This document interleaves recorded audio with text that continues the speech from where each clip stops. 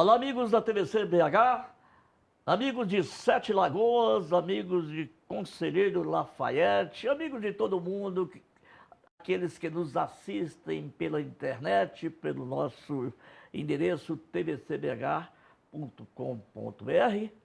No programa de hoje, nós vamos receber uma personalidade, para mim, muito da minha estima particular, porque é amigo de longa data. E para os mineiros e para todo o Brasil, uma personalidade importantíssima, que é o deputado federal Adelmo Carneiro Leão. Olá, Adelmo, tudo bom?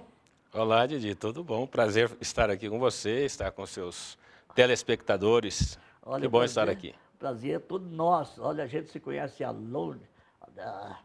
muito tempo, mas em algumas oportunidades eu já entrevistei o Adelmo. Só que agora fica mais difícil. O camarada, depois de vários mandatos como deputado estadual, de ter exercido a Secretaria Estadual de Saúde e outras funções, mas ele agora vai para Brasília. É difícil encontrá-lo aqui em Belo Horizonte, mas hoje ele deu um jeito na sua agenda e nos honra com a sua presença. Adelmo, eu falei que você foi deputado estadual, quantos mandatos? 6 mandatos. Já vai longe, né? Desde o primeiro mandato nós caminhamos juntos. Caminhamos juntos. Nas regiões lá do Triângulo Mineiro, Frutal, onde você exerceu sua atividade de magistrado. Foi de minha magistrado, primeira comarca lá exatamente. em Frutal. Aí, um belo dia, depois que me aposentei, puseram na minha cabeça que eu devia me sair candidato aqui a deputado federal. Pelo amor de Deus, não tinha cacife para tanto, mas encontrei companheiros como Adelmo lá do Triângulo Mineiro, né? Já com projeção política, um dos fundadores do PT, e eu tive o prazer de fazer uma dobradinha com ele e viajar ali por aquela Itapajipe, porque é sua terra, né?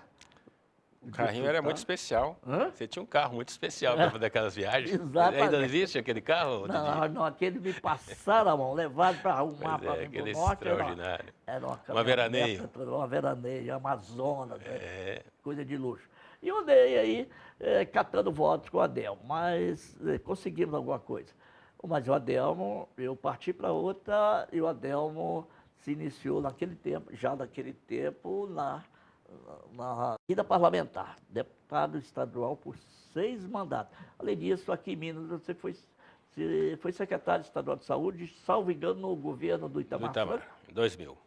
Secretário de Estado da Saúde, fui superintendente do INCRA, trabalhei com o Patrus, que para mim foi assim, uma dádiva, um bem. Trabalhei com o Patrus no governo de Belo Horizonte de 1995 e 96, 2 anos. Anos de aprendizado, de construção comunitária, de orçamento participativo. Foi uma experiência belíssima. Realmente o governo do Patrus acho que inigualável, né? Realmente é difícil superar o que Patrus fez, o que planejou fazer. É um cara, além de ser muito inteligente, muito preparado, muito culto, muito esforçado, muito sério. Até você foi um dos fundadores também do PT, não? Eu, em princípio, eu fui fundador pela participação, identidade, mas eu só filiei ao partido em 1986. Então, mas já vinha antes da Comissão de Direitos Humanos, eu participava da luta pela defesa dos direitos humanos, então, pela luta dos professores, dos trabalhadores, fundação sindical. Quando tudo começou na sua vida política? Acho que começou desde quando eu era estudante secundarista, que sempre eu participei das atividades estudantis de maneira direta. No meu tempo de estudante secundarista era o tempo dos grêmios, né? Dos grêmios estudantis, e no tempo dos grêmios estudantis que foram atacados e destruídos pela ditadura. Eu fui vice-presidente de um grêmio estudantil no colégio em que eu estudava. O presidente era o Gildo Macedo Lacerda, um jovem que foi torturado e morto pela ditadura, mas que nós trabalhávamos juntos lá em Uberaba. E sempre eu fui militante dos movimentos sociais, né, dos movimentos da igreja progressista, do tempo também das chamadas comunidades eclesiais de base, que eu estou com esse sentimento que o Francisco haverá de resgatar, né? A igreja comprometida com o povo, com a caminhada do povo, com os mais humildes, com os mais Francisco, quem pobres. fala é o Papa O nosso Chico, Papa, né? né? Nosso Papa Realmente, Francisco. a nós, quando eu quando eu participava aqui dos movimentos, comecei a participar dos movimentos também políticos, estudantis aqui em Belo Horizonte, eu já vinha da JEC, lá de Teófilo Otoni, né? Eu vivi muito intensamente o momento da ditadura, mas com muito trabalho. Porque, como nós éramos uma família grande, e você conheceu meus pais, a minha família, uma família que tinha muitas posses, então nós tínhamos que trabalhar também para sobreviver. Então, ao mesmo tempo que eu estudava, logo que eu ingressei na universidade, também ingressei na minha atividade profissional. Eu fui professor durante 22 anos de sala de aula. Lá em Uberaba. Professor do curso secundário, depois professor da Universidade Federal, da nossa Faculdade de Medicina, lá em Uberaba. E a gente tinha que trabalhar e estudar. Estudar medicina não é pouco, né? Não é pequena essa demanda. Eu tenho impressão, até tenho esse sentimento de que eu fui salvo da ditadura, da perseguição, né, do que foram meus colegas, o Gildo, um colega meu, até pela intensidade de trabalho. Eu tinha que sobreviver. Nós tínhamos que sobreviver e trabalhar muito. Então, me sobrava muito pouco tempo da militância, mas nunca deixei de participar efetivamente dos debates, da discussão. Depois eu ingressei na pós-graduação em Ribeirão Preto, também fizemos um trabalho muito bom nos estudantes de pós-graduação. Você é doutor, né? Sou doutor pela Universidade de São Paulo. Olha. Doutor em ciências. Né? Muito bem. Quase eu virei cientista. Olha. Acontece que a política foi mais forte na minha vida. A ciência perdeu, né? Fazer o quê, né? Não, eu acho que ela está do lado, ajuda muito a gente pensar esse país, né? A gente equacionar os graves problemas nacionais. Eu falo, às vezes as pessoas imaginam diante de um problema que a solução pode ser simples. Às vezes nem só as soluções simples são fáceis e nem sempre elas são simples. Quase sempre, diante dos problemas que nós estamos vivendo, os desafios que nós estamos vivendo, os desafios são complexos e as soluções são complexas. Essas tentativas que a gente vê de soluções imediatistas, elas normalmente correm para o caminho de dar errado. Por isso mesmo, eu acho que a ciência me ajudou muito, pensar um fenômeno de maneira global, de maneira sistêmica, imaginar as variáveis que interferem no problema para que a gente não busque ou não proponha e não aceite soluções imediatistas, como eventualmente a gente vê até no Congresso. Eu acho que essa formação científica que eu tive, acadêmica que eu tive, me ajuda muito a pensar os graves problemas nacionais que nós estamos vivendo hoje. Né? Alguns deles que ficaram guardados, engavetados muito tempo, que hoje estão na ordem do dia, como a questão da redução da idade, da maioridade penal, né, a reforma política, que a gente fala, né, e outras que não são ditas, que é a reforma agrária, a reforma tributária, que precisam estar na ordem do dia, mas não tem soluções simples, não tem soluções fáceis. Todo mundo, principalmente os jovens, né, pensa que é muito fácil resolver essa enormidade de problemas. No nosso tempo também de jovem era assim, a gente saía das discussões dos grêmios estudantis e tal, ia para o boteco, tomar um chopp e quando o dinheiro dava, e resolvia o problema do Brasil e do mundo todo numa rodada só. Depois era só chamar o garçom, até logo e benção. A coisa não é tão simples assim, a idade, a experiência nos ensina que, embora não sejamos cientistas como a Delma, de que a coisa é mais complicada. Exige planejamento, exige muito trabalho, tem que se aprender a esperar. Bom, mas o importante aqui para nós vamos conversar sobre tudo isso que você levantou, essas questões que você levantou agora, mas eu não posso deixar de tocar num assunto que é primordial para nós, a TVs comunitárias. Este programa eu estou fazendo em parceria com a TV de Sete Lagoas, TV Comunitária de Sete Lagoas, com a TV Conexão Gerais de Conselheiro Lafayette, e a gente foi intimado pelo Paulo Miranda, presidente da Associação Brasileira dos Canais Comunitários, que hoje sempre está lá buscando socorro no seu gabinete. Então, não poderíamos deixar de ressaltar que o Adelmo hoje é um grande companheiro de lutas do Paulo Miranda e de todos nós militantes das TVs comunitárias. As TVs comunitárias nesse mandato de deputado federal do Adelmo, seu mandato já contabiliza dois importantes projetos. Um que assegura as TVs comunitárias o direito à publicidade e outro que cria a Frente Parlamentar em defesa das TVs comunitárias. Neste primeiro bloco, Adelmo, eu gostaria que você falasse um pouco sobre esses dois projetos. Com muito prazer, Didi. Eu considero que na construção do Estado, quando a gente fala qual é o Estado que nós queremos, tem uma questão que é fundamental. É o Estado democrático, o Estado participativo, o Estado em que as pessoas possam comungar do conjunto do conhecimento adquirido ao longo da nossa história. E do conhecimento local também. Ele faz parte disto. E as rádios e TVs comunitárias têm um papel muito importante nesse processo civilizatório de democratização do Estado. Então, eu coloquei na minha agenda, desde o primeiro momento, desde o momento que eu tomei posse, esta questão como um desafio para o nosso mandato. Comunicação. Não se faz, você já dizia lá o Chacrinha, quem não se comunica, se trumbica. Nós estamos trumbicando demais por falta de comunicação. Demais. E não são as grandes redes, as redes mais poderosas, que representam a elite do sistema hoje de comunicação, que permitem e que facilitam o processo de comunicação. Aliás, Newton Santos, um grande geógrafo, que eu acho que deu uma enorme contribuição para o Brasil, ele dizia da comunicação que ia além da questão das tecnologias, dos meios de comunicação, a comunicação que se faz também entre as pessoas, dialogando, compartilhando conhecimento, trocando ideias. E as rádios comunitárias, rádios e TVs comunitárias, elas aproximam, né? Elas compartilham, elas democratizam o espaço comunitário, de tal forma que os acontecimentos possam estar sendo reproduzidos, repercutidos, nesse espaço onde que nós não encontramos oportunidades nas grandes redes. Na grande estrutura, quem é da comunidade que vai ter a oportunidade de ter acesso a uma Globo, SBT, né, os grandes canais de televisão? Certamente não. Mas aqui no espaço comunitário, na rádio comunitária, e ela tem que ter essa dimensão, é um espaço também para acolher, para cuidar e para reproduzir a cultura, o sentimento, o pensamento das comunidades.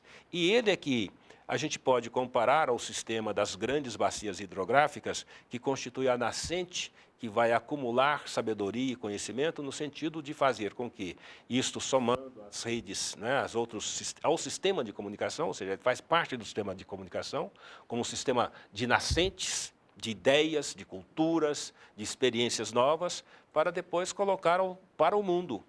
Então, eu não posso imaginar, né, uma estrutura consistente e fortalecida de comunicação sem a oportunidade das comunidades se organizarem, das comunidades se dialogarem entre si e dialogarem umas com as outras.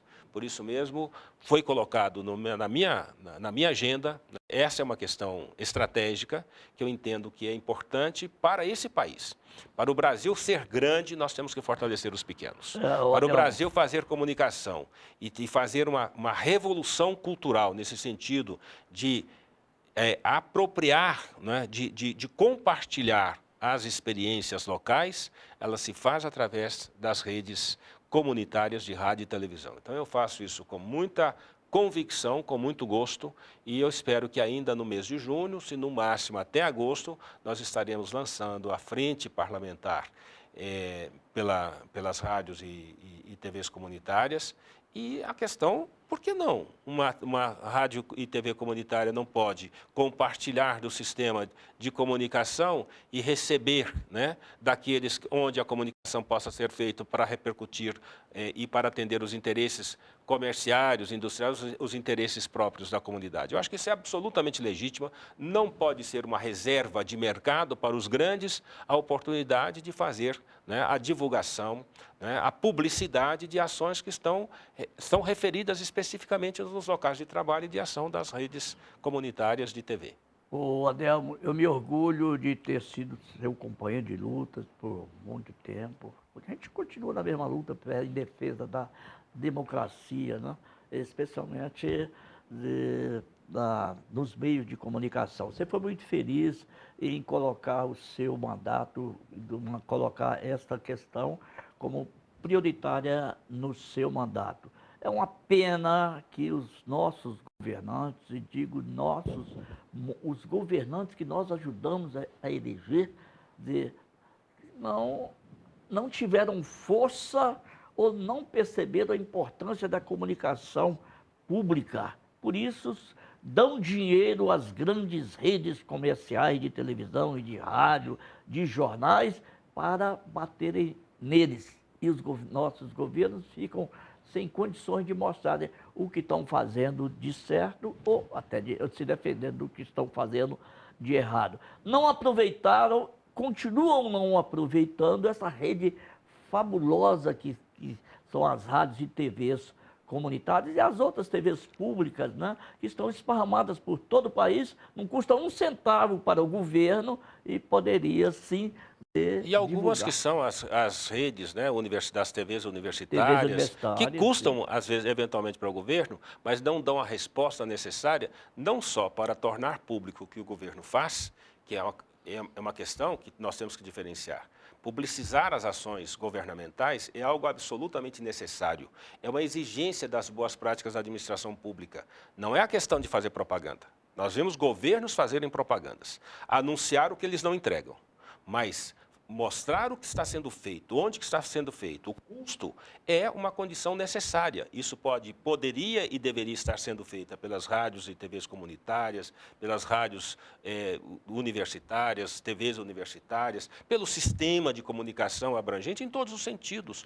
E outra coisa que às vezes as pessoas não sabem é que essas rádios, TVs, do sistema dominante hoje, elas recebem recursos generosos do poder público. Recursos, não são poucos. Ora, se elas recebem, por que não apoiar os pequenos? Eu defendo e eu entendo que esses grandes já deveriam ser autossuficientes, não dependerem de favores, de recursos, de apoio, né, de financiamento público. O que nós precisamos garantir o financiamento são para as rádios e TVs comunitárias, são para as comunidades, ou seja, é dessa forma que você faz o que nós estamos sempre defendendo no Estado democrático, é o princípio da igualdade, o princípio da equidade, oferecer àqueles que mais precisam mais recursos, não dar aos que mais têm mais recursos. É o contrário que tem que ser feito. E, infelizmente, nós assistimos a essa situação. Eu vou te pedir licença para pedir um intervalo, é muito rápido, nós voltamos já.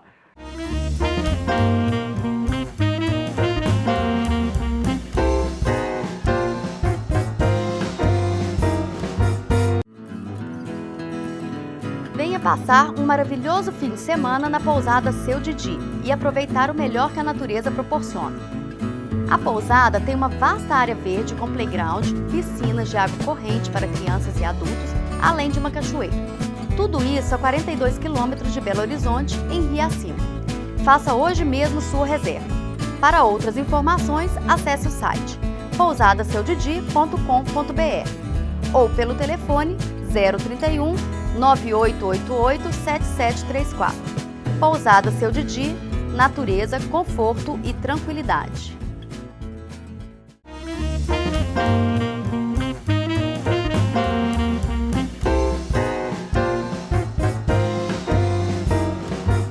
Retornamos com Gente que é Gente, um programa feito em parceria entre a TV CBH de Belo Horizonte, a TV Sete Lagoas e a TV Conexão Gerais de Conselheiro Lafayette. Estamos conversando hoje com Adelmo Carneiro Leão, deputado federal, que abraçou a causa das mídias comunitárias, das rádios e TVs públicas.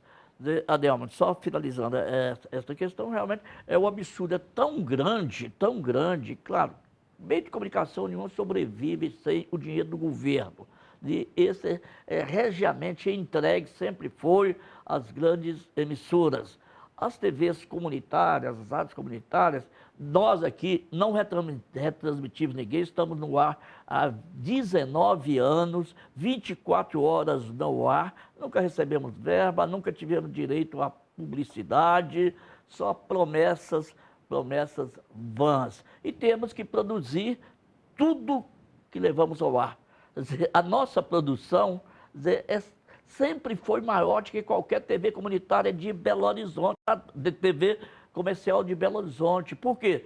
Porque as grandes emissoras recebem os enlatados que vêm do Rio e de São Paulo. Nós aqui temos que nos desdobrar, mas abrindo espaço para deputados como Adelmo, para gente de todos os segmentos, tem espaço aqui, um espaço realmente democrático. Mas, Adelmo, isso é muito bom saber que você está empenhado em nossa luta, em prol do povo brasileiro, em prol da democratização dos meios de comunicação, mas vamos falar um pouco sobre outras coisas. Você está na corte hoje. O que anda rolando por lá, a não ser as estripulias do Renan Calheiros e do Eduardo Cunha?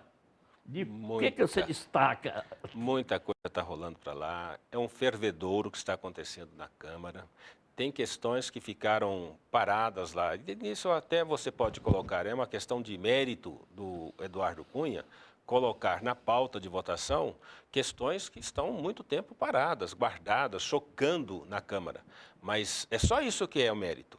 Porque quando você vai tratar do mérito das questões, de como que elas estão sendo conduzidas, encaminhadas, né, a precipitação, a falta de cuidado, a falta de tempo para você debruçar e discutir sobre essas questões, isso nos coloca numa situação agora muito perigosa. Porque, eventualmente, nós estamos colocando temas que são polêmicos, que são complexos e estão buscando soluções rápidas, imediatas, não se permite concluir a discussão e o debate.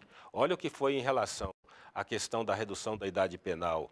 Nós tivemos problema sério. A reforma política que é tão necessária e tão clamada no país, com participação hoje no Brasil da CNBB, OAB, CUT, vários movimentos sociais, da UNE. Não, nem o relatório final foi concluído numa comissão que ficou mais de 3 meses debatendo, discutindo a questão, foi de maneira assodada para o plenário da Câmara para atender interesses que não são interesses do povo brasileiro. Esse é o problema. Então, a reforma política, a questão da redução da idade penal, tem vários problemas que estão acontecendo no Congresso Nacional de maneira assodada. E o argumento é o seguinte, não, mas isso aqui estava há já 10 anos, há 15 anos, há 20 anos, mas estava guardado na gaveta. Você não pode tirar da gaveta e colocar para votar de repente. Você tem que levar para o tempo da discussão, das novas ideias, porque o que estava há 20 anos atrás, não é igual hoje. As coisas mudaram, né? O sentimento do povo mudou. E muitas vezes colocado o seguinte, não, mas, por exemplo, quando a gente toma a questão da redução da idade penal, hoje tem um apoio da população majoritário. E, de maneira demagógica, apressada, querem votar para votar e para ganhar o que eles querem em cima do apoio popular, sem conversar com a população, sem dizer o que isso significa. Porque se for bem explicado para a população, Didi, a população vai repensar essa situação. As pessoas repensam, reveem. Eu tenho uma posição, eu tenho convicções muito fortes na minha vida, mas se algo vier de maneira conclusiva, não é, bem explicado, com razões que contrariem aqui o meu sentimento, eu posso mudar de ideia, eu posso mudar de posição. E eu tenho esse sentimento que a população, se for bem instruída o que significa essa questão da redução da idade penal, nós não teremos esse tipo de resposta da sociedade brasileira. Então, a comparação que eu faço, né, que eu tenho feito, é do tempo, né, voltando aí a mais de 2000 anos atrás, onde que, assodado lá pelos doutores da lei, né, a população foi levada diante de Pôncio Pilatos, e Pôncio Pilatos, né, espertamente no momento, lavou as mãos para crucificar Jesus, e não para condenar Barrabás. Uma população que estava, né, insuflada. E hoje, se você analisar, se a população brasileira está nessa situação, por que ela está insuflada? Vê os programas de televisão, onde que repercutem o mal, né? os malfeitos, os crimes hediondos praticados muitas vezes por jovens mesmo, mas quase sempre associados a pessoas adultas e colocados, esses jovens sendo utilizados. E a ideia que passa é que se nós prendermos esses jovens, nós vamos resolver o problema da violência. Então, o que falta explicação é o seguinte, vamos resolver? Não há na história da humanidade, algo que tenha resolvido com a medida dessa natureza. O Brasil é um país muito complexo do ponto de vista prisional.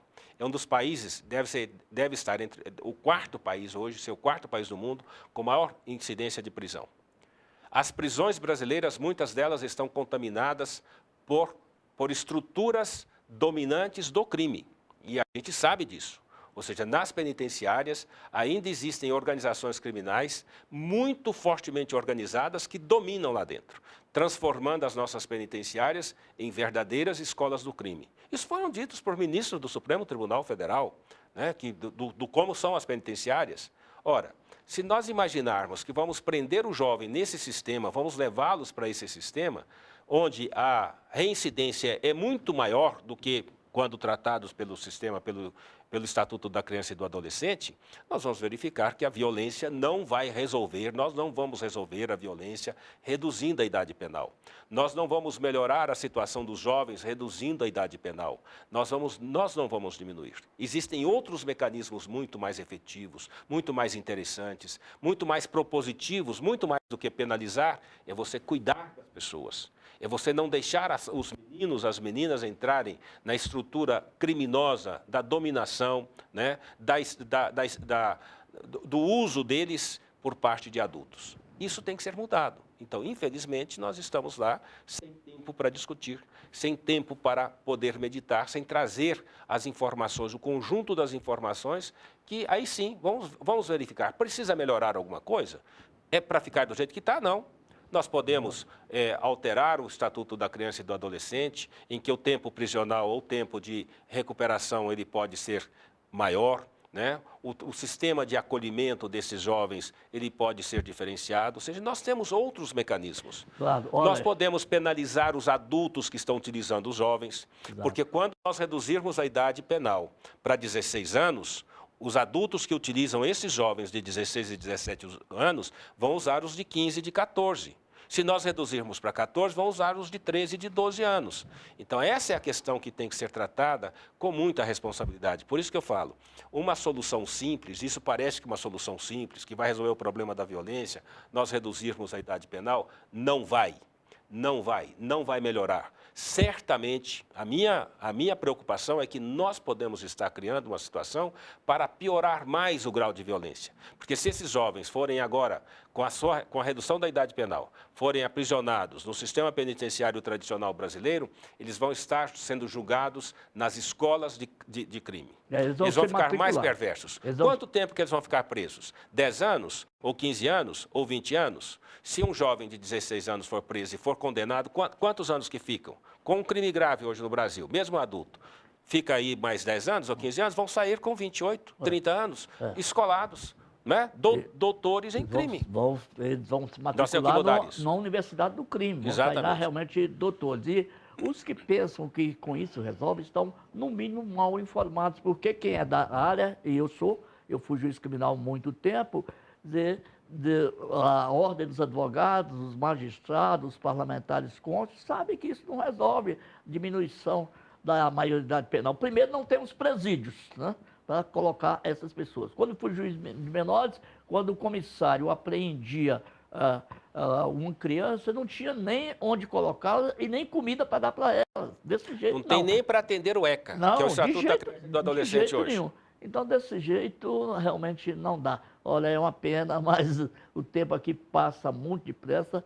O Adelmo agora, que é nosso parceiro, né, de TV comunitária, vai assumir conosco e com os senhores telespectadores o compromisso de retornar aqui sempre que puder para falar sobre esses e outros assuntos. Tá ok, Adelmo? E a reforma política que está aí também na ordem do dia, né?